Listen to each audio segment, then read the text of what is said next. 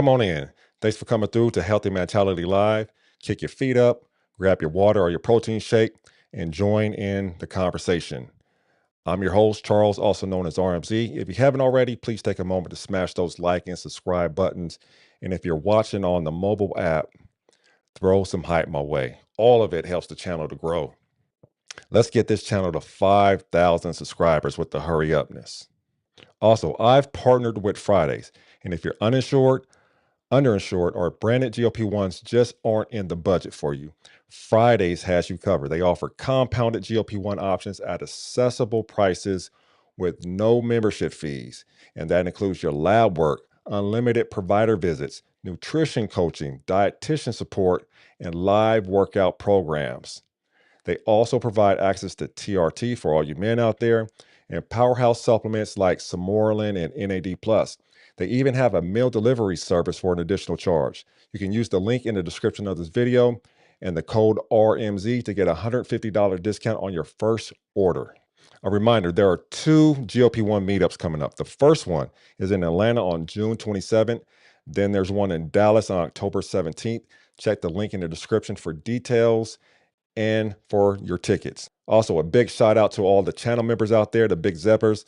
I thank you for your continued support always. And if you aren't a member, I still thank you for subscribing, liking, commenting, and showing up here each Tuesday night to be a part of this community. Now, before we begin, a quick disclaimer. I am not a healthcare professional. I didn't even stay at a Holiday Inn last night. None of my guests are healthcare professionals. And even if they were, they are not your healthcare professional. Nothing shared here is medical advice. We're simply sharing our own personal experiences and perspectives. Please consult your healthcare team before making any changes to your treatment or your routine. Now, at the end of the show, we'll have a live Q&A, and if you have a question, drop it in the comments at any point and start it with 3Qs so I can filter and easily find it. And if you're a man looking to come on and tell your story, email me at roundmoundzep@gmail.com. You can see it on the screen here. It's also going to be scrolling across the bottom of the screen in the ticker. With that said, please join me in welcoming tonight's guest. Mr. Larry, welcome. How are you doing? Thank you. Doing well. Introduce yourself to the people. All right, Larry Hunter, husband to beautiful wife, Nancy, father to two beautiful kids, Landon and Natalia. Um, just a working man, just want to give my kids something to, see, see, something to believe in. Something, I preach a lot. Most of them say I'm a preacher in the house, but just practice what I preach. So I always, when I had my son, I definitely wanted to make sure that he saw everything that I tell him to do, that I also live it. So he's been my main driving inspiration for this whole thing and situation. Yeah, I love that. Always practice what you preach. I love that. All right, so you told me a story about when you were coming up. Um, you was playing Pop Warner in Miami, and Mm-hmm. you were dealing with weight issues back then. Can you take us back to that moment? You were just explain it to the people. Yeah. So first, I guess the first time I've ever had any weight issues was Pop Warner. I was known, and anybody know me, I'm from Miami, Florida. I was nickname was Big Ten. So when I first started playing football, I was like 10 years old, but I was playing at the higher weight class for Pop Warner, which was 135. Um, so I was too young to play. So that first year, they told me once they found out my age, they said, "Oh, you're too young. You can't play with these guys." So the following year, I was old enough, but then guess what? I still was growing. So now I weigh more. So this is the first time like I've actually had to deal with like dieting. I remember my mom having me with like Slim Fast. I was in the 8th grade, so I remember taking Slim Fast for lunch, Jello. She would give me salads on Saturdays. Well, Saturdays I had to wear this sweatsuit like most of your wrestlers wear. I would wear that on Saturday morning, wake up, go running. She would put me in the car, turn the heater on. Now, granted, we're in Miami, Florida, so it's already hot. So it's hot now. I'm in the car with the heater on. I would do that. I couldn't have no water. My father would give me something and come and swish it in your mouth, spit it back out. No need to get no water weight. So this is my first introduction to weight, and then like even doing all that, I only made weight one time, and I like I told you that wasn't really me making the weight. That was just them saying we got another player. He didn't make the weight. Your player didn't make the weight. You let our player play. We'll let him play. And that was my Yeah. first time playing and making the weight. But that was my first time actually struggling and seeing what it took like for weight loss. So what is it like sitting in that Miami heat in a plastic sweatsuit, trying to make weight and never actually doing it? And you're seeing all these other kids, and I'm assuming you're practicing during the week as well, and you're doing all this practice and Mm-hmm. not being able to get in the game. How does that affect you as a kid? How does that impact your psyche? It was it was hard. I'm not gonna sit there and tell you it wasn't because I wanted to be out there and I wanted to play. I played my teammates. They wanted me out there. They wanted me to play, but it just wasn't cut out. Like when I look, I wish I had sent you the picture. Like there's a picture that actually shows me in 8th grade, and I'm like so tall and skinny. My father even admitted, like just last year after watching the picture, he said, "Man, son, I should have pulled you out." He said, looking at you and seeing how much weight you had to lose, and you had nothing else that you could lose. I should have just told you like that. Don't worry about it. You don't need to do this. Yeah. Because I was just skin and bones, but like basketball was my thing. But I wanted to play football also, give myself an opportunity at both sports. But it just wasn't cut out for me. Not at that time. Not for Pop Warner. So back in that moment, were you angry, confused, embarrassed? Nah, never, No. never angry, never confused. I just kept. I genuinely wanted to be out there. So it was just. I always had this headstrong. Like my father was always good with my, like just always encouraging and motivating. So like I never got discouraged. It never got me down. I knew eventually I could have probably made the weight, but I don't think that because of how tall I was at that height, it was impossible. Yeah. But I never got discouraged by it. I mean, I was just like, no, I'm not going to let that discourage me. I kept plugging and trying, but just wasn't in my cards for that. Not Pop Warner. Yeah. So basketball was your thing, and you ended up going to college playing basketball. Tell us about that experience. Mm-hmm. Oh, now basketball. Oh, that was my joy. Like anybody know, if you know me, like I'm named after my father. So football was his thing. So I was always afraid, even though I tried football, I was always afraid that I would never live up to the hype because like everybody knew him back home. So they were like, they saw me. Oh, I know your dad. I played against your dad. Your dad was this, and I'm just like, man, I got to find a way to make a name for myself. And a basketball coach found me in sixth grade. He's like, hey, young man, I was just a tall kid, like I told you. He found me. We played basketball. I was always so tall, believe it or not. So I went to nothing but private school growing up. So here it is. I'm this tall kid, and I'm spotting these little kids shots all over.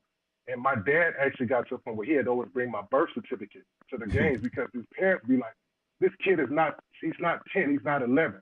And he would sit there. He would let them, talk their talk, let them say what they say. And then eventually he was like, "Look, that's my son. He's carried in his wallet. Yeah. This is birth certificate. If you don't believe me, here it is." So with basketball, that was where I just found this joy, this passion. It's just like you found something when it just comes natural. You don't have Yeah. to work on it. It's just like you were just meant to be on it, and that's how basketball was. Yeah. Um. So you played 4 years in college. No, I did 1 year in college. I went to North Carolina Wesleyan College in Rocky Mount, North Carolina. It's actually North Carolina Wesleyan University now. I played 1 year. Um, and then I just let it go. I think it wasn't nothing with the coach. It wasn't nothing with the school that I went to. It's just I think I was more discouraged at myself. Like I told you earlier, like I preach to my kids about being a student athlete, Yeah. and I always tell them that's where I failed in high school, because in high school, it was easy for me. Like I was on the basketball team. I just did barely enough. Now I was smart enough. I could have easily did what I needed to do to obtain the grades that I needed to, but I just was lazy. Yeah. And because of that's where all the letters that I was getting, it didn't mean nothing. Because when it came time to take the ACT and the SAT test, oh man, I don't care how many prep classes I went to. I took the ACT like 6 times, the SAT 3, 4 times. Like it just wasn't in the cards for me. And this one coach at Wesleyan saw me, and they kept sending me letters. And my mom was like, "Hey, you gonna go there?" And I'm looking like, "Nah, ma, I think I'm about to join the military." And she's like, "Nah, you no son of mine joining the military." So I took a tour up there during the summer. Nobody was up there. It was not the college experience you're told of, like where you go and they have a party and they no, no students, only administration in the bookstore, and it was just that. I got to hang out with one of the other team members that he lived there. He's one of my best friends today, and he showed me around, and that was it. I played there for that 1 year, and after that, I made sure I got my education, like my father told me. He said, even if basketball doesn't work out for you, make sure you come back with Yeah. something. Don't Yeah. don't come up here and give them 4 years. You don't come back. You leave with nothing in your hand. So I ended up getting my degree. So you're 6'5". How much were you weighing in college? So 6'5", I came into college weighing about 210. All the weight came on the minute I stopped playing basketball. Yeah. Because like I used to now, granted, my eating was terrible, but I guess because of playing basketball nonstop in Miami, I could afford to eat the way I did. So like I would play basketball with one of my best friends. His dad would always pick us up on Saturdays and take us out to the beach or take us out to these parks to play. And he would always admire, like after we were done playing, we would go to McDonald's or something. He's like, I just love to see you eat. And I used to get a double quarter pounder, super size, and this is when super size meant like the real big fries. I would get that and a 20-piece nugget. So I would eat all that. He would sit there like, I don't know how you eat all this after playing and doing all that. And it was fine when I played Yeah. basketball. Yeah. But when I stopped, and I kept the same eating habits. That's when the weight just kept creeping on. So what So is I had to that? learn to get better eating habits. Yeah. So what is that transition out of being an elite athlete? How does that transition impact you when you're going from doing that, where being in shape and in condition is part of the job, to you're stopping playing now and you're just putting on weight? How does that affect? How does that impact you? My first year or two was kind of lonely because, like you say, like it is a team sport. So like you grow up, you come into school. Like some of the guys that came in, I think we were 6 or 7 freshmen. We all came in together. So here it is. I played that one year. Now I'm not playing. Like I'm no longer part of the team. It was so it's just like you're the outsider. So you don't even get to sit at the same table with them no more. Like, 'cause you Yeah. ain't playing basketball. Like you can't. You sitting over here for an hour. You don't play no more. Yeah. So that was a little crazy at first. It was like, yeah, I had to find my footing, I had to find myself. Luckily, I've always been a people's person, so I've always been able to just interact. It wasn't just I interact with just the basketball players. So like I was able to always interact with all of my fellow students in college. So I became known, and I still got around, and I knew a lot of folks. So it wasn't that bad. But that first year or so, yeah, it was kind of crazy because you got to remember, like all I did was from the minute I picked up a basketball when I was 10, that's all I did. Summertime, basketball. You know, Christmas break, Thanksgiving, basketball tournaments, camps. So here it is now, like nothing. Yeah. So it's just like almost like, drinking water, breathing. Like, hold on. It felt weird at first, but eventually, it's like, no, I'm making the right decision. Like, this is not it. This is not where I want to be. I think this is where my career is going to end. I don't see myself going any further with this. So I think I made a wise decision with quitting, but sometimes I do live with a little bit of regret. With like, Yeah. what if I just finished out and did those 4 years? Yeah. I can imagine that. Was there a specific moment where you looked in the mirror and said, "This ain't it"? After you All stopped the playing? time, Yeah. all the time. Like my wife will tell you, like I am the biggest critic. I don't need no. You can't say nothing to me that's gonna hurt my feelings because I probably done said it to myself when I look in the mirror. I've always been like that, just like man, I think I could. I always knew that I could be better. Like when I looked in them, I'm like, man, this is not it. I didn't grow up seeing my father. My father was in correction, and I used like if anybody know, like man, my father's like my Superman. So like I used to love to see him when he would come from pick us up when we were little at school. He had the uniform on, and I think that was one of the things that made me respect him and his work ethic because like man, he would come in, and he just looked like this statue of a man. Like my dad's only like 6'2". I'm taller than him. Yeah. Me and my brother both taller than him, but he still had that football statue like when he played football.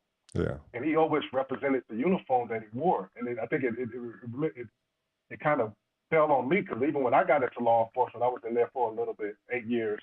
Like even I wanted to respect the uniform enough to like, look, I don't want to look sloppy. When you look sloppy, people think they're gonna try you. So like, no, you need to look like you can handle yourself. So that's when it really like I started losing weight. Then that's when it really kicked in. And I think I've told you some of my story. Like that's when the first time I found like P90X. One Yeah. of my friends gave me that workout, and he's Yeah. one of my So that's my daughter's godfather. so let's dig into that. I think you said you started around 2008. It started a 17-year period where you were just on this mission to lose weight, and you kept cycling off and on, off and on. Mm-hmm. What initially sparked that first attempt in 2008? So 2008, I just got out of basic law enforcement training, and I actually remember this is so there was a young lady I worked with, and she actually had went to another department, but she actually had came back. She was coming for court, and I was working in courthouse security at the time, and she saw me, and she said like, "Ooh, Hunter, what's going on with you?" And I'm like, that was the first time it clicked. Like, oh wow, like I must look terrible. She's like, you don't put on some weight. And that was, I don't know what it was, but just hearing her say that was like the first time I actually was like, wow, like, I know I've gained weight, but like somebody else that knows me Yeah. is now seeing it. It's just like, oh, I don't like this. I got to change this. And that's when it just started. Like, I mean, I had my one friend who gave me the P90X. He's always been in the fitness.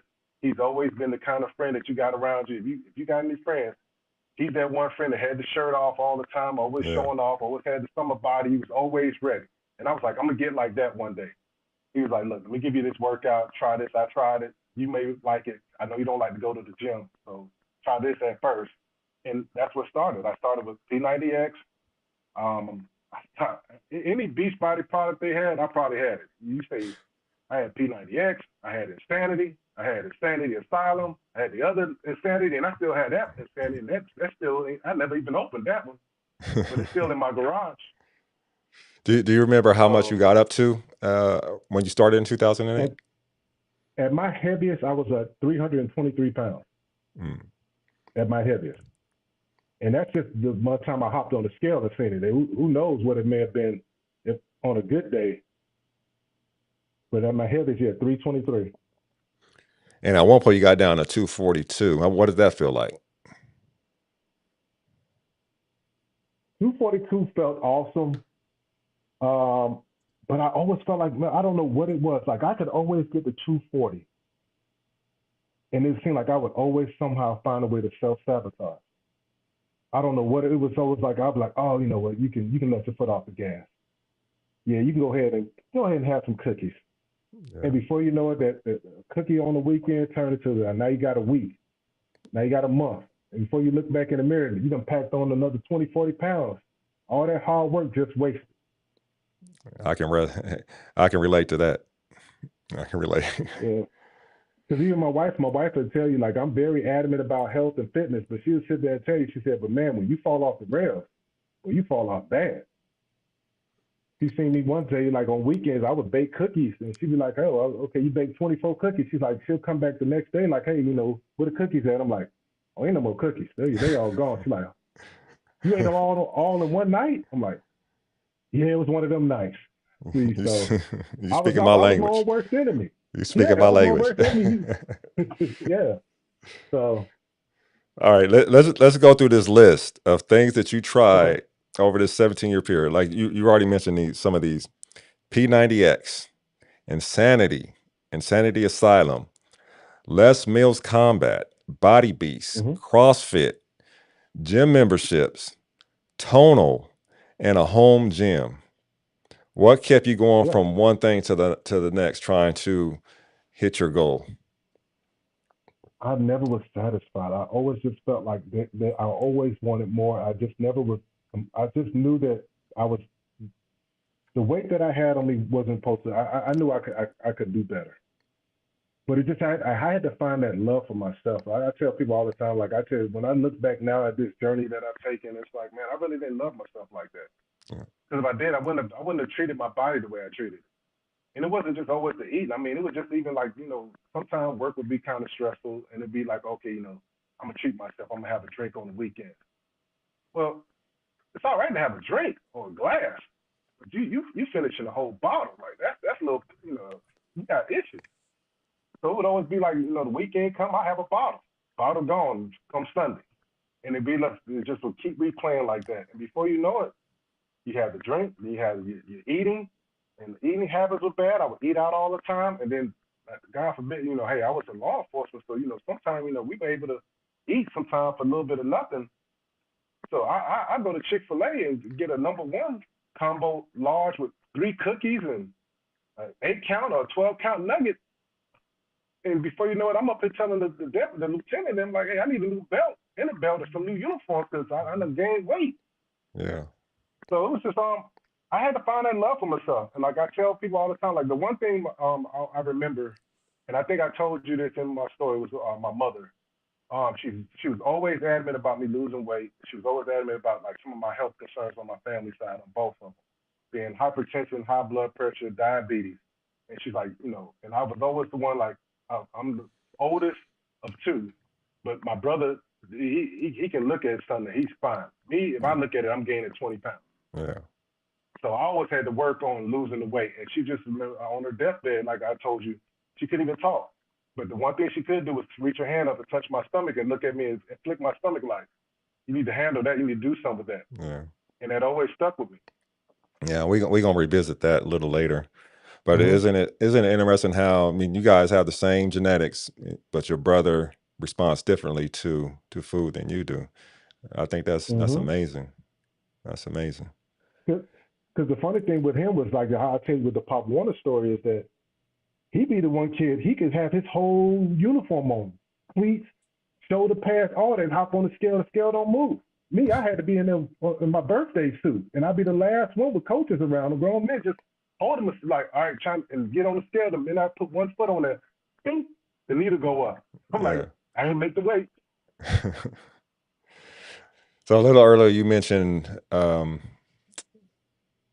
finding it difficult to stay consistent in your workout Mm-hmm. journey. What do you think was driving that? Was it emotional? Was it physical? Or I think mine sometimes may have just been a little emotional. Like I think I always like to set goals. And I remember like with some of my weight loss journey, some of them would always be like goal oriented. So it'd be like, okay, I got a trip coming up. Oh, okay. Like, and that's how I am with a lot of stuff. Like if you could tell me, hey, you got this going on. Oh, okay, I know I want to look a certain way. I'll put it on my whiteboard in the garage. Need to lose this amount of weight by this time. But it would only be temporary. Because I just want to be show ready mm, or be vacation ready. And then the minute vacation I would go right back.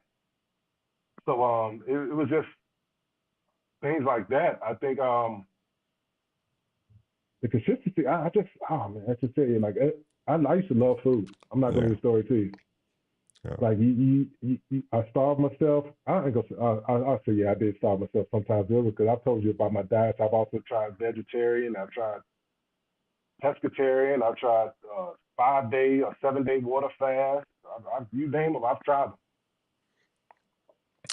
So what does it feel like internally as you're going through, you're losing weight and then you stop and you gain the weight back and you're constantly on this yo-yo for 17 years. What does that do to you internally? It just wrecks havoc. Like I could tell you, like it was just very discouraging. Like I never could get settled in.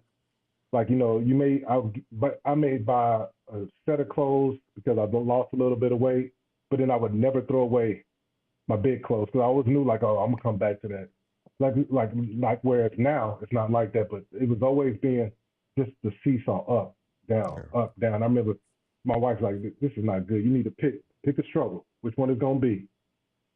You're Yeah. gonna be a big boy. You're gonna be small. You're gonna be skinny. But which one? You gotta pick. Yeah, and that kind of leads me to my next question. Did people around you see you struggling with your weight? It sounds like your wife did.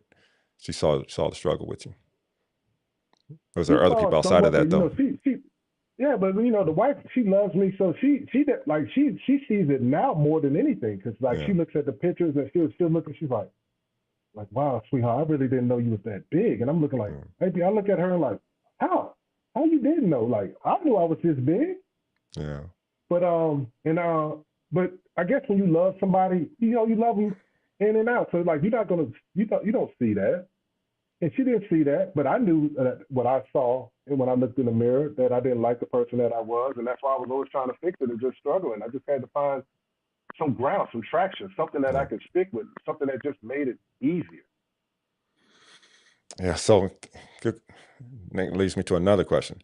You say you didn't like the man that you saw in the mirror. What did you see specifically that got to you? I would look in that mirror, and that saying that one of the picture that you have up on your thumbnail is one of the pictures I always remember. I would look in the mirror at that guy, and I would just some of the things I would say to myself would just be so, oh man. I remember I used to say like, man, I don't know why your wife's still gonna be with you longer. Cause you look how big and sloppy you look, man. Who wants that? Like I remember like there's things like you wear the t-shirt when you get in the pool because you're afraid you don't want Yeah. nobody to see your chest.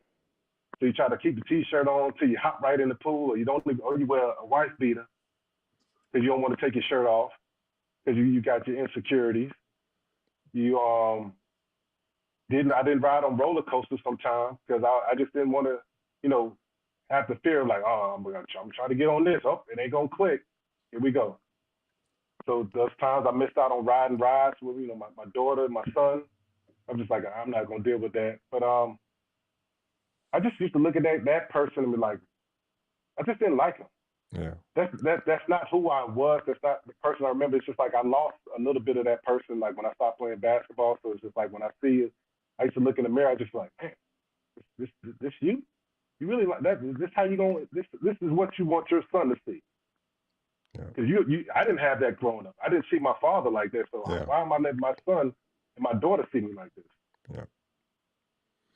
Yeah, I can definitely relate to a lot of that. I know, for myself being a former athlete, you have this identity of yourself, of someone being in shape, someone who is determined and who can set goals and accomplish them. And you had this physique, you were worked out all the time. And like I have mementos around my house of my playing days, pictures, Mm-hmm. awards and trophies and stuff like that. And you look at yourself at that bigger size and you're like, man, what the hell happened? Like, how did this happen? So I can definitely Mm-hmm. relate to that. And you talk about preaching to your son about discipline, and how did you struggle with that, trying to apply that to yourself as well? Because your son is watching you like you watched your father.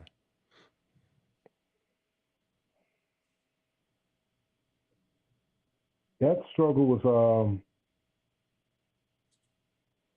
that was tough because like I tell you, my son he's in track now. So my son loves to run. He does most of his events are like jumping events, but he is doing hurdles this year. But it was a struggle because I couldn't get out there and perform or do some of the things like my father was able to do with me. Like I always tell people, like my dad was my first coach because he was my first conditioning coach. Like my dad didn't play basketball, but my dad knew in order to play basketball, you had to run up and down the court. So my Hmm. dad would every day when we got out of school as kids, once we were done with our homework, he would take us out to the park. All right, we're about to run a mile. After we run a mile, we're gonna do wind sprints. Yeah. Now, after we were done running our mile, my dad would still go and run another mile or two. Then he'd come and then we do wind sprints. Then my dad would give me a 50-yard, me and my brother, 50-yard head start, and still would always catch us. And we never beat our dad in wind sprints.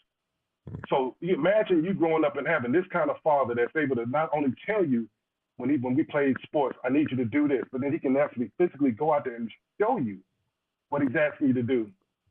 That was tough because like my dad showed me what it was like, and I'm not doing that for my son.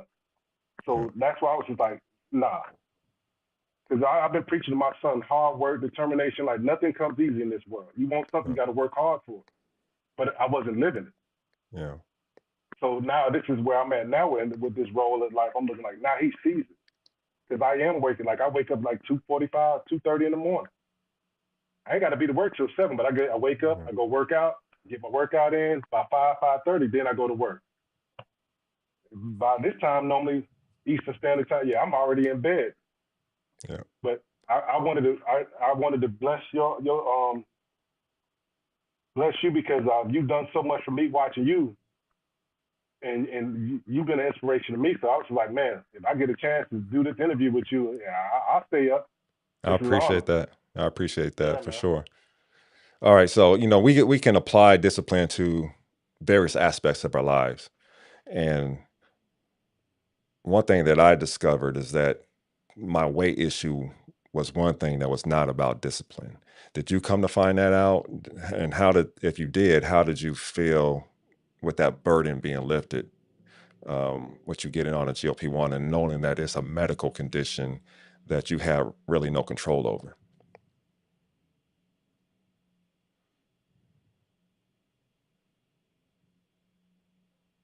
Well, yeah, the weight it wasn't really because when you said mine was more, it was mental. I think it's just such like when they say food noise. I mean that is something like I didn't really know what that was what it meant till I heard someone say it, and then I'm just like wow.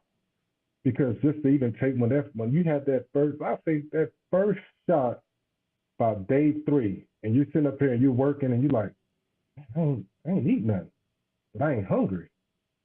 I ain't thinking about food either though. Whereas that's always been a bit of my like, oh, what's the next meal? oh man, I can't wait to eat this. Like I always used to love to eat out somewhere or grab this sweet or have some, but when that noise got turned off and I was just able to kind of like focus on everything else, it made it a little easier. Definitely like with the working out, it just made it like I was able to just really focus in. Like I remember like it gave me a goal, something that I could achieve, and then it's just like I remember watching, like I said, I watched your videos and a lot of other folks' videos, and the main thing I remember about when I got on the shot was this: like, okay, don't just take the shot and then let the shot do the work. You got to do the work. The shot Yeah. system is just temporary. It's just Tool. something that it's aiding you, but you Yeah. have to put the work in. Yeah. Definitely.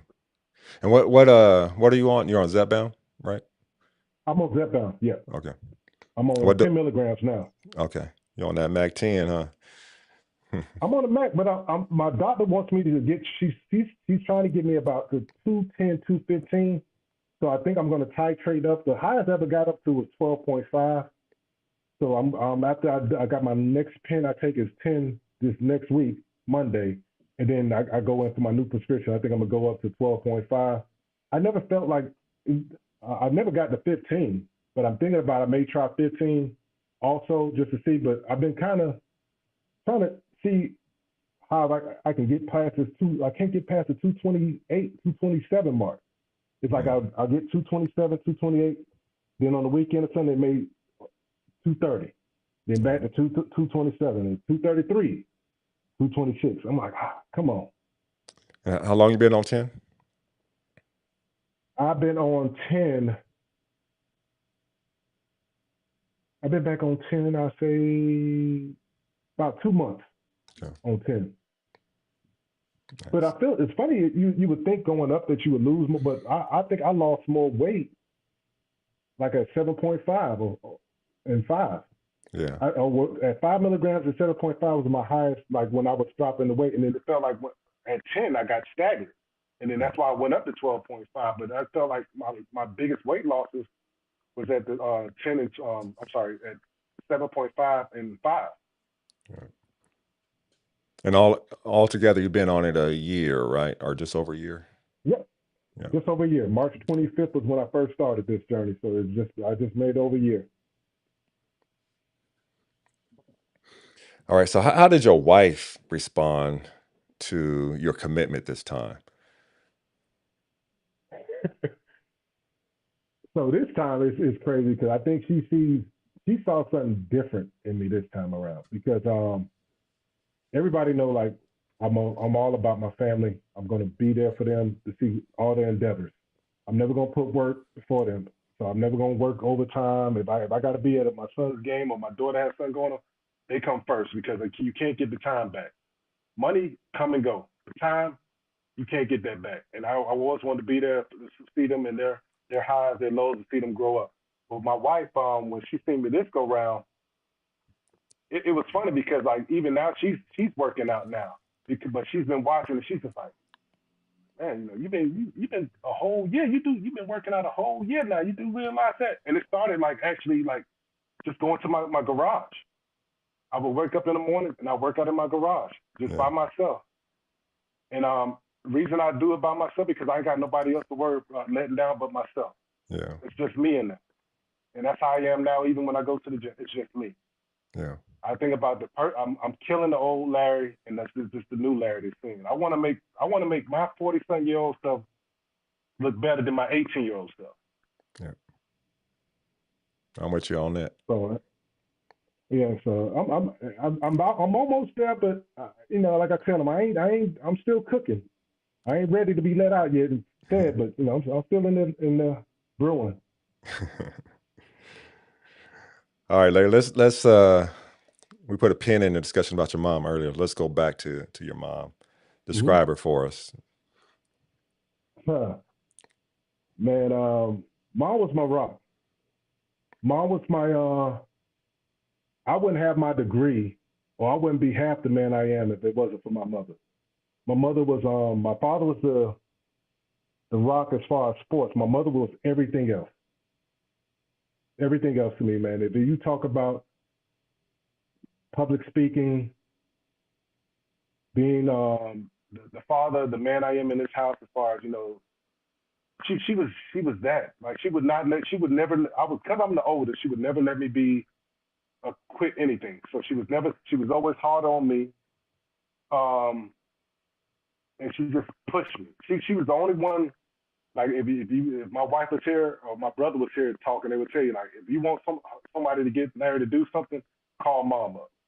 Mom gonna get him to do it. Mom will get him up out of whatever he doing or wherever he at, and he gonna go do it, or he's Yeah. gonna do what she's asking him.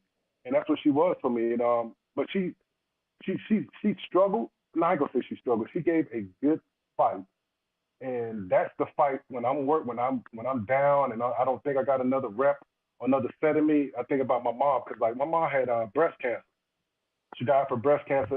But the kind of breast cancer she had when they took care of it, it ended up going to her spine.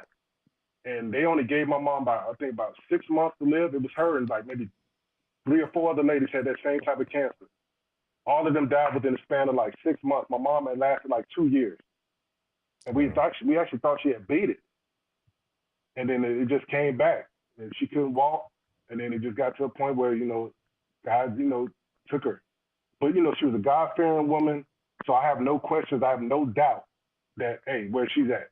She's looking down on me and my brother and my father and I, and but she was that pillar.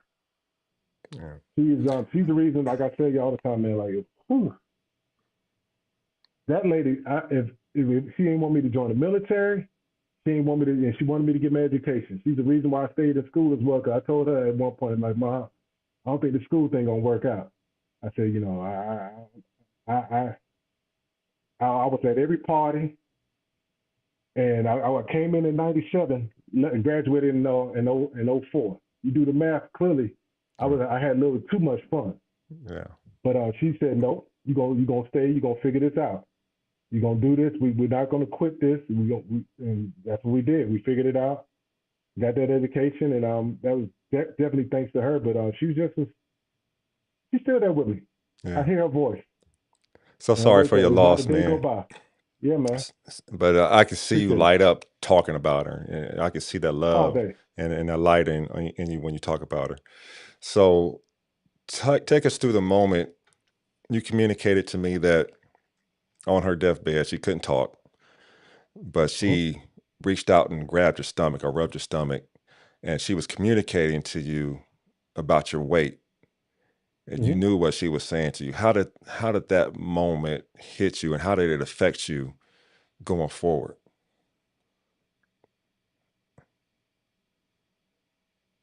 Mm.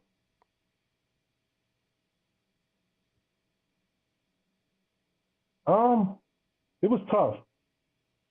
I here it is because in my eyes, I'm thinking like, man, you got other things to worry about. Mine, you could worry about my weight. Like, really? Like, we got to worry about you. And but it was my weight, and she was always like that. She was just like, nah, she wanted me to. She just wanted me to lose weight. She just wanted me to be healthy. She did not want me to be unhealthy. She didn't want me to be on no medication. She didn't want me to be having to take no shots. So it meant something. Yeah. And that's kind of the drive that I have now. Like even like when that alarm clock goes off, sometimes I beat the alarm clock up. I'm ready to work out because I'm just ready to get the day started. Cause I feel like if I get a workout in, anything else that I face during the day, it don't mean nothing. Because Yeah. I did the hardest part. I woke up and I worked out. While Yeah. most of y'all was laying down sleeping. I Yeah. was in there working. Yeah. So it just that was tough. It was tough with her doing that, but it always just showed me like no matter what your bad days are, man, you still, and I think that's what I am with my kids. I just like, hey, I want to be that for them and show them too. So I try to pick them up and show them things that I may see. But man, yeah, that was a little tough with her Yeah. doing that. Yeah. And So you, I you was just said you thinking said about you that. Yeah. hear you said you hear her voice every morning, and when you those days that you don't want to get up at 3 a.m., she's driving you out to bed. That's All day, powerful. Yeah. all day, man. Like yeah, I was just got to get up. Do you think she knew how much that moment would stay with you? Hmm. Because clearly it worked. I think so. Yeah. I think so. I think so. Yeah, yeah. It's not Uh, a day go by. Yeah, yeah. all right, let's talk about Zepbound. When did you first learn about it? So I learned about Zepbound. Honestly, I've heard about it, but I was like, oh, I ain't gonna mess with this thing. I don't know. I've always done it the hard way. That's the way you got to do it. You got to do it. You got to work out. You just got to go through this. You got to, shut that food noise off. But I learned a first hand knowledge of it by watching my brother take it.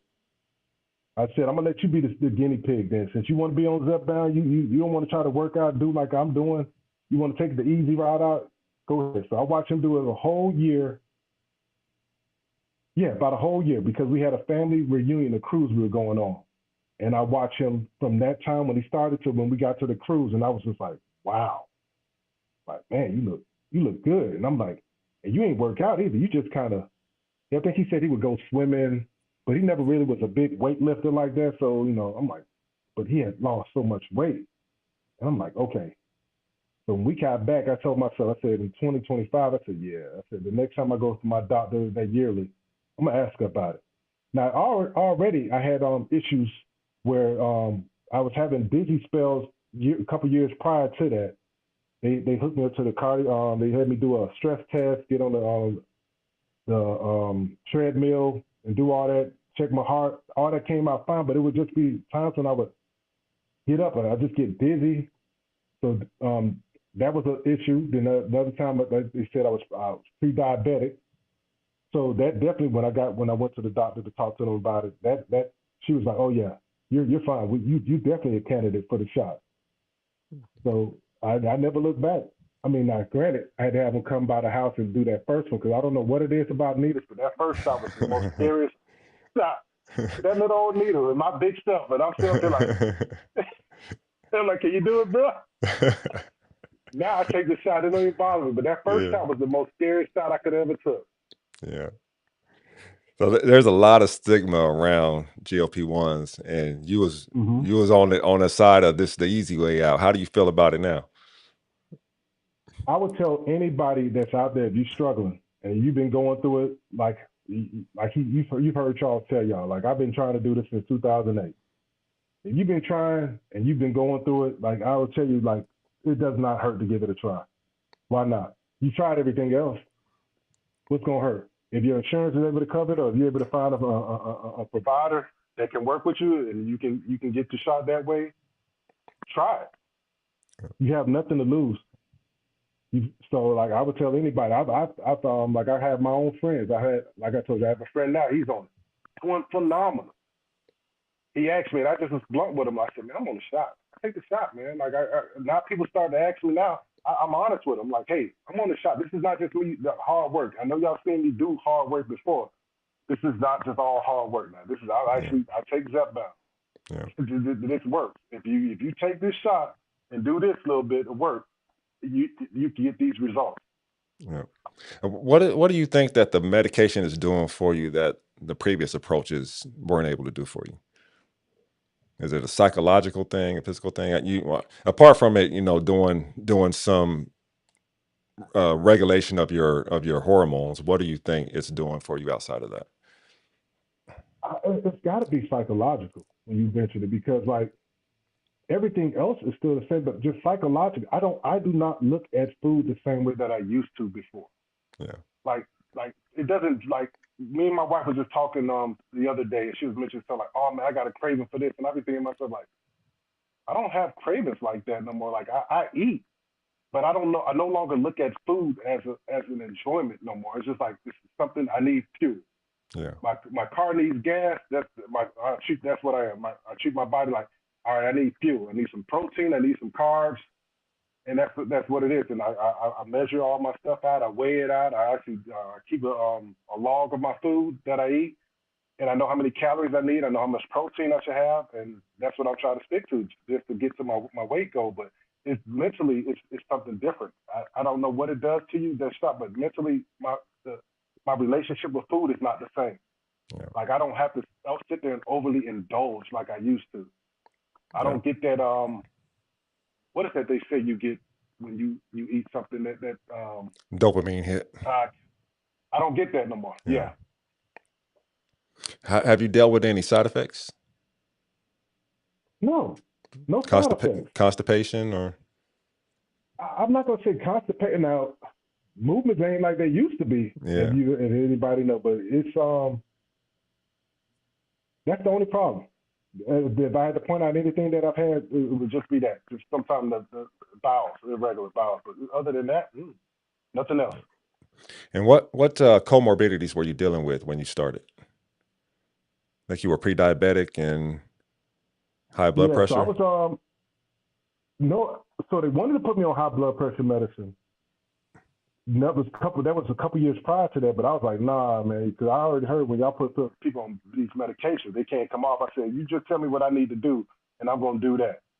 So I had started doing whatever they told me I needed to do as far as that. But I did have a scare where they wanted to put me on some blood pressure medicine, yeah, Hmm. but I never got on it. Yeah. You didn't have pre-diabetes when you started? They said I was pre-diabetic. Okay. Yeah, she said I was pre-diabetic. And how are your health markers now? Everything looking good? I just had a physical last month. Everything is fine. She actually enjoys seeing me because like when she sees me, I don't know if what she thought about the shot or how much she thought it was going to work because she sees me, she's just like, oh my God, you're doing so well. She's like, now we can just get. She's like, now I know this is what the markers say as far as your BMI. She's just like, I just would like to see if we can get it down to like 215, 210. Just to see, because I think she asked me, she said, what do you want to get your weight to?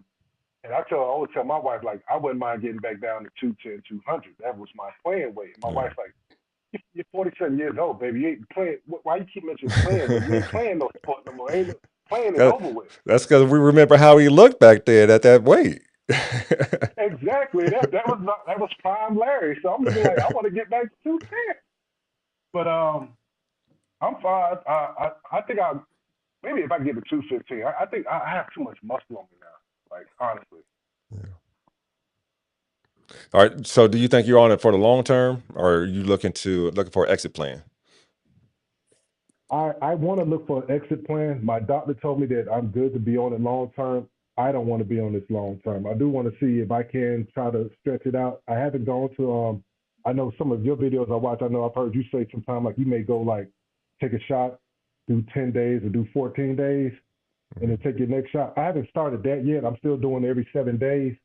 I think I may try to stretch that out, but I do eventually want to see myself like try to wean myself off of it because I don't want to be on it long term. But then you get so afraid. You just like, man, what if I stop? Because I hear all the horror stories about how some people they regain the weight back in a month or so, like they gain back 15, 20 pounds within a month. Yeah. I don't think mentally that'll happen to me where I'm at physically right now and the person that I see in the mirror when I'm looking at the drive that I have. But man, it sure does help, man, to pop that shot and just keep going. Yeah. Yeah. Yeah. All right. So, the physical transformation gets all the attention. What has the emotional side been like for you? So the emotional side has been it's awesome. So I have to admit something. So I started Zepbound in March, and then shortly after that, I found, of course, you start YouTube College, and then you start like, man, I think I got low T. So it's funny. Like I started testosterone like in June of that last year. So when I got on testosterone, and then you take Zepbound and testosterone, I'm just like, oh wow, like okay, now I feel like who is this guy? Yeah.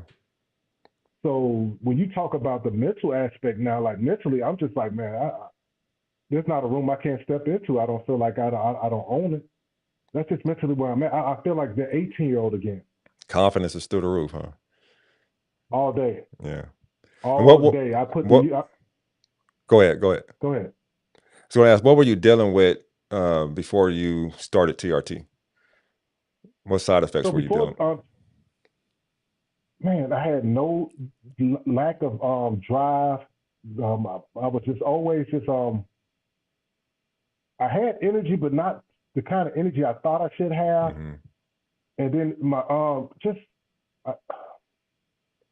I, I just felt like I was like I told my doctor, like I feel like I'm just a shell of myself. Yeah. And I'm like, man, I don't. And so we took the test, and he was like, man, you definitely can use some TRT. Like you definitely can. So when I got on that, and then I actually got had my wife go, and she went, and we hey, but so she got checked out. But as far as me, yeah, like that's been a life change. It's Yeah. been I can't. I'm glad I met that doc. I Yeah, I've tell been dealing. anybody, man, get your testosterone checked. I've been dealing with that for the last year. That's why I asked, because I just started 4 weeks ago. My Hmm. my energy levels were in the tank. It's like I did not want to get up, didn't want to do anything. My mood was kind of like depressive, kind of like in a Yep, zombie state, you know. I agree. Yeah. Um. All right. Let's look at your before and afters. Woo, they got a story to tell. Woo, that's first. That's P90X. That's in the kitchen. Yeah. How much you think you weigh right here? Oh, I'm every bit about 320 some pounds. Yeah, maybe Yeah. 319. And I with used your to work height? out in the 6'5". Yeah. What I'm saying, I was about That to was say, with your height, you don't look that big, but that's just because you have more height to spread it out over. hmm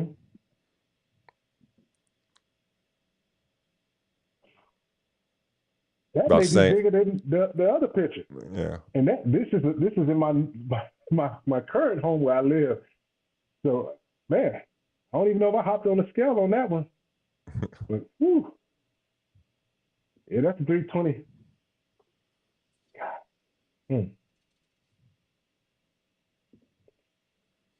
It's a side by side. Yeah. yeah, What what about what's are you about the same size you are now in that left picture? just about. Yeah. It got a little bit more definition showing a little bit now, but I'm relatively that size right now. Yeah. Those are more of my current ones in the gym. Yeah, Getting it in. you have to, man. I think this one really shows the contrast. Hmm. I Yeah, didn't even recognize. I had to look at the picture on the right a few times to see your face. I didn't recognize you when I was looking at that picture. yeah, that's me. That is, and that's the part. That's why I remember telling you during the early part of the interview. Like I was like, my wife was like, I didn't see that, and I'm like, I look at this picture here, and I'm like, how?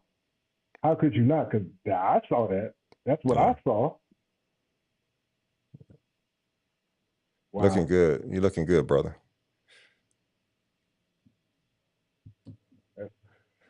All right, 3 a.m. workouts. Why 3 a.m.? So that's the only time when I can dedicate and that nobody needs Larry. Yeah. When I get it, because I know when anytime once that in the morning time, like my biggest thing is this: I can sacrifice sleep to obtain something I want. I would tell my son, what are you willing to sacrifice? What are you willing to give up to get what you want? You got to be willing to give up something. So sleep is mine. I don't, I don't sleep that long anyway. But in the morning time, it's something about that gets me started. Yeah. That is my drive. That is I look forward to. I It's funny you ask about mornings. Like I get up out that bed like watching Creed 3, and you see Udonis get up when he sees himself get knocked out, and he's trying to think about fighting his friend, and he's in there sparring, and he at one point he's sparring with what's his name's son, and he's like just beating him down. He's like, man, I think we need to just not continue. And he's sitting there, and it says heavy as the head that wears the crown, and he sits there and he thinks about the times he got knocked out, and he pops up. That's how I wake up every morning when it's time to get it. I Yeah. look forward to it. That is just like that's my sanctuary now. Yeah. And then that's My wife is. I can completely relate because I love going to the gym before work. I get up. Mm-hmm. I'm not in the gym typically at 3 a.m., but it has happened before. But I'm up at 3 and in the gym by 3:30, 4 o'clock. and it just starts the whole day off right. It gets, Yeah. gets your blood flowing and it gets you in a mindset. And I couldn't do that for an entire year. I couldn't get up before work because I was just so flat. But getting on TRT has changed that dynamic for me. So I'm back in the gym. Like you said, I'm getting up, just popping up with let's go get it attitude. So I completely relate to what you're saying. I mean, Charles, to be quite honest, man, I mean, I heard you say like a year, but you've been through a lot. So I'd also commend you for even now that with your struggles and what you've been through. Because like Yeah. I said, I've been following you since I told you been on the panel with the young lady and the other gentleman, and I got to follow all your struggles and what you were going through health wise and how you made it out. I Yeah. remember watching you tell the story about the other gentleman with the bell ringing and I think his wife. I think you Oh had yeah. there was Yeah. Yeah. I The, remember that watching that, and I'm just like, wow. So now when I see you working back out, I said, man, he's getting his health back. He's getting stronger. Now he's able to get back in the gym. yeah. So like, hey, I commend you. Yeah. Appreciate that. It ain't been easy for you either. No, it ain't been easy. This last year has been No. hell. I've been Yeah. pushing through it, but it's been hell. And now that I know what was wrong, was Mm-hmm. struggle trying to get on the TRT. But now that I'm on it, I'm feeling great now. Okay. Um, Yeah, man. what is your workout like now? So my workout is I'm currently on a 6-day workout. I do one body part a day. I do legs is twice. So Friday and Saturday I do legs. I do like quads maybe that Friday and hamstrings are that Saturday. Followed up with I'm up to a 45-minute cardio after I Mm, work out. So I don't. I'm about it. I'm in the. I say I'm in the gym for about almost feel like about an hour and 45 minutes. yeah, But I love with the mornings, like you said, because you ain't got to worry about nobody gonna sweat all on the equipment either. Like yeah, you got all the equipment to yourself, yeah, so you're able to roam around and go through anything, and then like you start to build this restriction because like there's only a handful of people that's gonna get up that kind of morning yeah, and work out. And when you start to see, like, I was a new guy at the gym starting of December, but now I'm like the old guy because all of them start to respect you because they're like, man, hold on, this cat here, he a little different. Like he been consistent since December. Every day he in here, like, and that's just I have to get it. yeah, Even on my Saturdays, my wife's like, you ain't gonna sleep in. I'll sleep in when I get back, but I'm gonna work out and then I'm gonna take a shot and I'll get in bed. But I'm gonna go work out first because yeah, I laid around long enough. yeah, yeah. And what are you doing nutrition wise these days? So nutrition wise, I'm not on anybody type of fad. Like I told you, I did carnivore and all that. I don't do any of that. I just kind of make sure I monitor what I eat. So I just make sure like I have a good. I try to get either about a gram or about point 0.8 or 1 gram of protein per body weight. So if I say I'm trying to get to about 200, 210, I try to get like about 210 grams of protein. My carbs, I try to keep them low. So I'm only on about maybe 200 something, maybe 250, 260 something grams of carbs. Eat a little bit of vegetables. Um, my sweet tooth is now it's like a protein shake I make with like strawberries, blueberries. I put some peanut butter in there, some chia seeds, and some oat milk. And that's like my little sweet reward every I guess I have to have that at night. That's my last little meal of protein shake. Nice, nice. Who So I'm who's home? averaging about 2,300 calories a day. Oh, that's nice. That's a nice range right there, like that. Mm-hmm. So who holds you accountable? Is it you? Is it your wife? It's me. Is just you? It is me. Love It is that. me. Love I that. hold myself accountable. I log all my stuff down. I log my workouts. Like I tell my wife, she's been on this journey now trying to lose also and going to the gym. Or she says she's struggling with eating or any of my friends that when we talk about health and fitness and we talk about food, the first thing I'm always asking, do you log down what you eat? No, I don't. But I know I don't eat that bad. Well, how about you just try to log it down for like just give me a week because you'd be surprised at the things Yeah, that you put in your mouth when you're yeah, not logging it. How them calories? Like I tell my wife, like a lot of them, like a lot of people drink their calories, don't even realize, Yeah. those sugary drinks, those add up. A lot and quick. Yeah. So you take it Yeah. like, and then when you read the back of the label and come to find out it's 2 or 3 servings, but you drink it just by yourself. I'm like, you do know you got to multiply that by 3. Like that's not just that one number you see that says 3 servings. Yeah. Per serving has 107 calories. Oh, really? Yes. Yep. Think Yep. about that. So What's one thing that you think men get wrong about weight loss that you had to unlearn?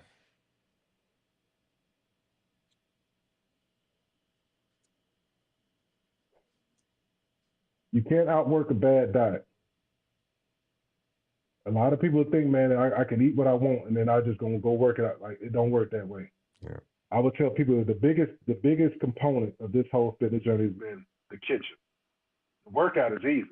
It may seem tough mentally for you when you're in there doing it, but the kitchen is where it's really where like if you want abs, like they said, that's where your abs are in the kitchen. Yeah. So like I tell people like pay attention to what you eat. Yeah. Just realize like get over the whole fad of what the world tells you as far as like breakfast, lunch, dinner. Sometimes we may have to skip breakfast. They skip lunch. We were hunter gatherers. Yeah. So back in the day, you wanted to eat, you had to go out there and find your food first Yeah. and get Yeah. it. We didn't just go to the refrigerator, open it up, and break out the bacon, eggs, and I'm gonna have some grits. Oh, you had to Yeah. hunt for that. Yeah. So yeah, I mean, tell people all the time, man, just you can't outwork a bad diet. I love that. So my last question for you is, what's next? Man, I don't know. I'm looking forward to it though.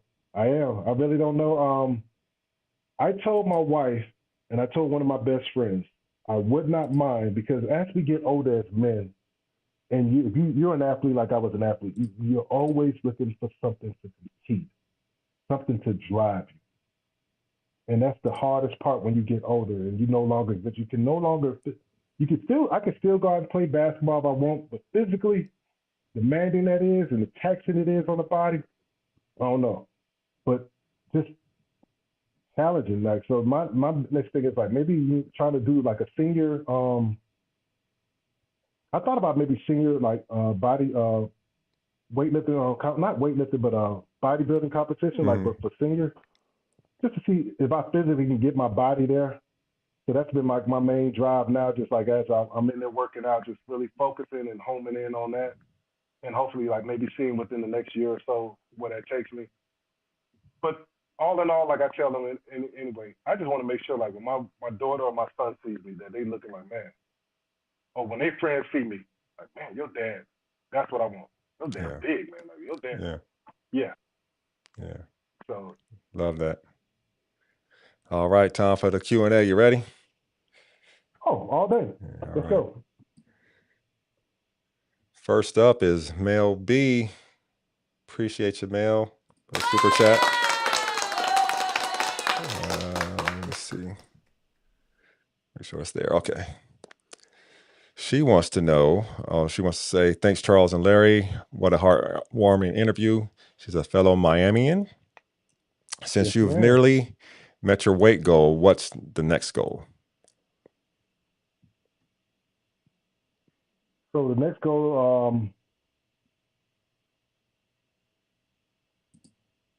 I'm almost at my weight goal. I'm not quite there yet, but I think the next goal for me is just a body transformation. Like I got my 30 year coming up for my high school next year, so I'm already being on this interview. Half my friends, if they've seen it, they don't know what I look like now. But I was hoping to have this big transformation for when I get there for 30 years. But I just want to just jaw dropping, just like wow, like oh man, like so I just want to be something totally different from what that they remember. Yeah. I want when they see me, like, oh man, you have changed. Because when as we all get older, people they expect you to gain weight or not look. But I want them to be like, man, you still look like you look when we graduated 30 years ago. Exactly. That's what I want. Love that. Thanks for that question, Mel. All right, next up we have Travel Techie. Did Larry's weight stall at 240 pounds often? What did he Yeah. do to go past it? Change prescription dosage, nutrition, exercise. Good combo. Congrats on your success. So my weight stayed at the 240. I mean, I thought that thing didn't budge about a month and a half. It sat there. It just sat there. Even when I did go up in medication, it would sit there. Like I had to start eating. I had to force myself to eat a little bit more. I don't think I was eating enough, and because I wasn't, I think my body was just like, okay, we're not getting rid of nothing else. Like you feel like you're starving us, so we're not going to allow you to lose any more weight. So like I actually ended up having to force myself to eat more. So I increased my protein. I think at that time I wasn't eating as much carbs. So then I had to really start being like, okay, you need to incorporate some carbs, Larry, because like I think I was still trying to in my head like trying to still do the carnivore because I had such good success with that, but like my body was like, no, that's not going to work. So it was just like I had to keep just trial and error. So like I think we increased the protein, added some more carbs in, and then I got to really walking. When you talk about some people do like 10,000 steps, man, I may average like 20 to 22,000 some steps a day Wow. because Wow. you can't run no more when you get old. So, but one thing you can do is walk, and Yeah. walking is just as good. Double up on them. 20K. Yeah, the neighbors around here, if you was come in my neighborhood, they'll tell you like, yeah, that guy, he a walking fool. He always walking around here.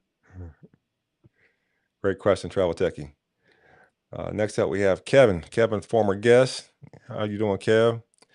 What became the impetus for the transformation? What was the final straw? That's a good question. Oh wow. And I thought I had one when I read that question the first time. Uh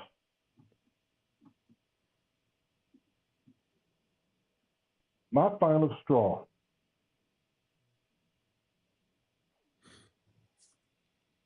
I think I so I got this one suit. My wife can't stand this suit. It ain't much look. It's this one black suit, but it looks terrible. And I think I had to wear that at someone's funeral. And I told myself, man, like I'm not going. I will not put this suit on no more. This will be the last time that I'm gonna wear this suit. Because I don't. This is it does nothing for me physically. It doesn't look attractive on me, and it just I need to change something. And it started with that. Like the suit, I think was just it was already having feelings of that I wasn't needed to lose. But that suit and wearing that and seeing her face and like, oh God, here you go with this. I was like, you know what? Nah, we got to do something different. We got to switch it up. We got to approach this thing different this time.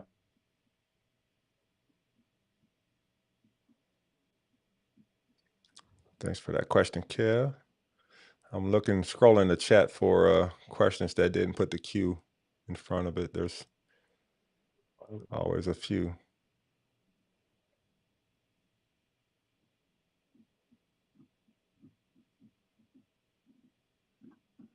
I think we got them all. All right. We got one from Mickey Frost.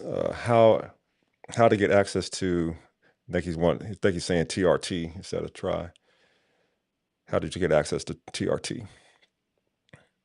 I actually, so I did want to ask my doctor, but then when I could tell when I asked her that she really didn't know much about it, and then when I did some homework, I found out that there's a lot of steps you got to go through as far as you trying to go through your primary.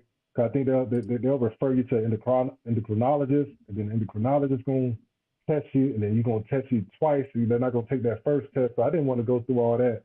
So I just went ahead and I found myself a clinic. I went to a clinic here in our area in Kannapolis, Armor Medical, and met this gentleman and he did my test. Said, yeah, I was a candidate. Now, I wasn't low, but I wasn't high where he wanted me to be. I think I came in about like 390 something.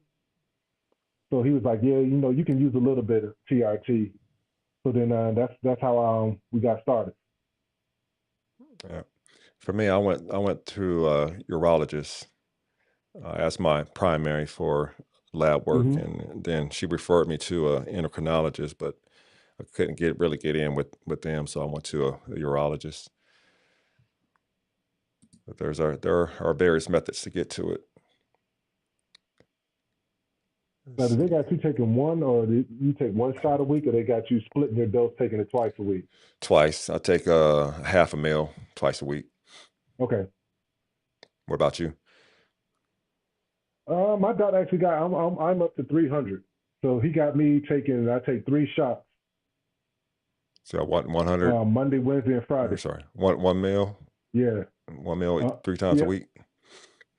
Pretty much. Well, because yeah, Yeah, that's it. You're correct. yeah.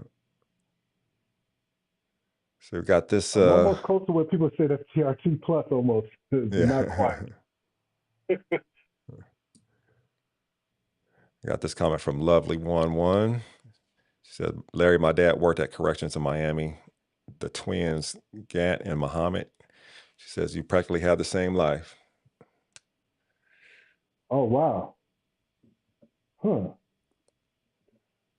I think Yeah, we they got probably know my dad. yeah, I think we got a few Miamians in here between Lovely and Mel. I think Mel said she was born at the hospital you mentioned. I saw when I was scrolling up. Huh. Okay.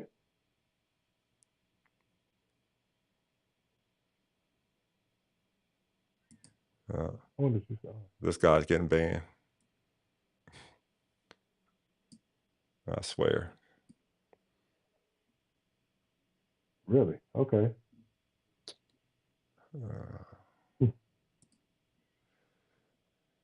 I don't see any more questions. I guess I did my job again. I asked all the questions, so they didn't have anything else left to ask.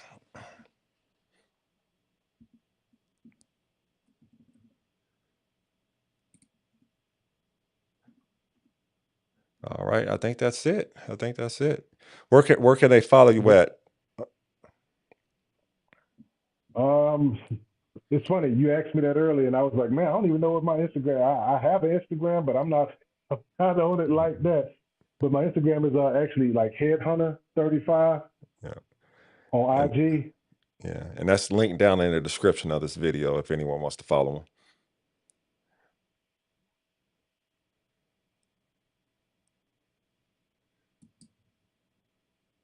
Oh, thank you, RE Houston. Appreciate that. Okay. Appreciate that. Became a member.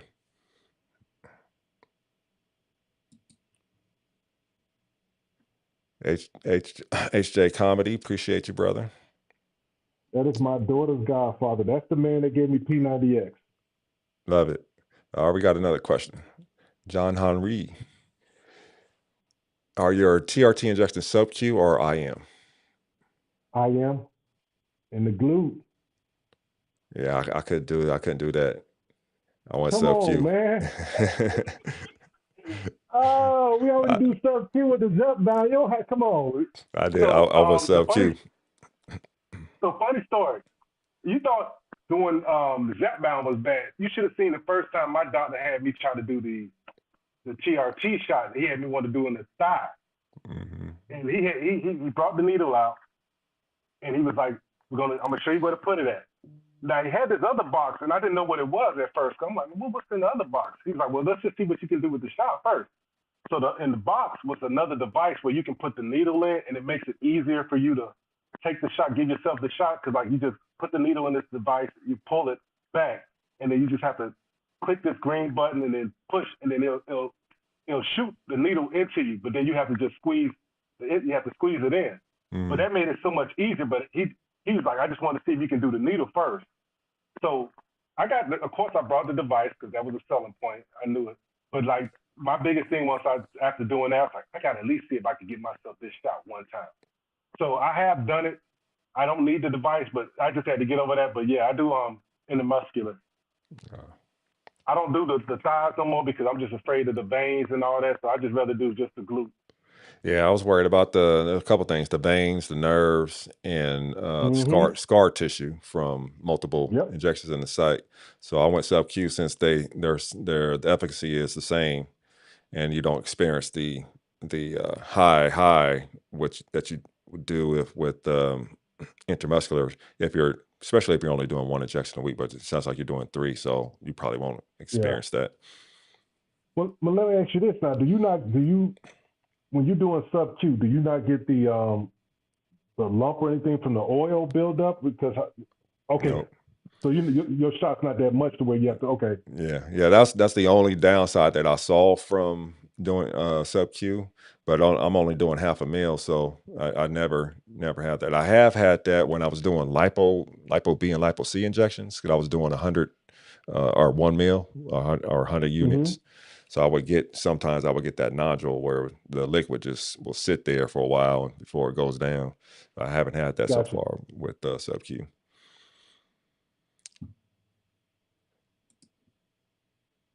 And Darren said, "Y'all grown with these IM injections." Come on, man, you can do it. All right. Well, if there's nothing else, I appreciate you all for coming out tonight. Again, you can follow Larry on Instagram. His page is linked in the description of this video. I will be back next week with Julio. Um, what is the name of Julio's channel? Ride the Tide. Julio Ride the Tide. He'll be on here next week. So looking forward to that conversation. I think he's also from the Florida area. So looking forward to Okay, that conversation. With that, Larry, I thank you for joining us tonight. Appreciate you. We will follow your journey and keep pace with you. Thank you again, brother. appreciate it. Thank You you. have a great night. Thank you for your time. You All right. too. Thank you. And I'm All going to right. close it out with these three words. As I close, I want to leave you with three important reminders. First up, prostate cancer screening. Screening no longer requires a digital rectal exam for those of you that are scared of that. It's a simple blood test typically covered by insurance. For most men, screening should begin at age 50. If you're a black man or have a family history, such as a father or a brother that has had prostate cancer, screening should begin at the age of 45. However, if you're a black man with a family history, you should consider starting screening at the age of 40. Black men are about 80% more likely to develop prostate cancer and twice as likely to die from it, largely because it's often detected too late after it has spread. Early detection is critical. Prostate cancer often has no symptoms until it's advanced. I had no symptoms for mine, and thankfully they caught it before it spread. Second up, colorectal cancer screening. Colorectal cancer is affecting younger and younger people. Early detection saves lives. There is approximately one diagnosis every 25 minutes in people under 50. It is now the leading cause of cancer death for men under 50 and one of the leading causes overall in that age group. Among the top five cancer related deaths, it's the only one increasing in younger adults. Men are more likely to be diagnosed at a younger age and more likely to die from it. Approximately 75% of patients under 50 are diagnosed with advanced stage cancer. That's either stage 3 or stage 4. Think of celebrities like Chadwick Boseman and James Vanderbeek, both under 50 when diagnosed and when they died. Screening reduces mortality by up to 60%. Colon cancer is one of the most preventable cancers, but only if you get screened. Lastly, get your testosterone levels checked. As the experts in this space say, there is no single better indicator of a man's overall health than his testosterone levels. Make sure the test includes your total testosterone, your free and bioavailable testosterone, because at the end of the day, that is more important than your total number. Also includes your SHBG levels, your LH levels, your FSH levels, and your estradiol levels. Gentlemen, take your health seriously. No one is coming to save us. We have to show up for ourselves and for each other because we are our brother's keeper. And remember, iron sharpens iron.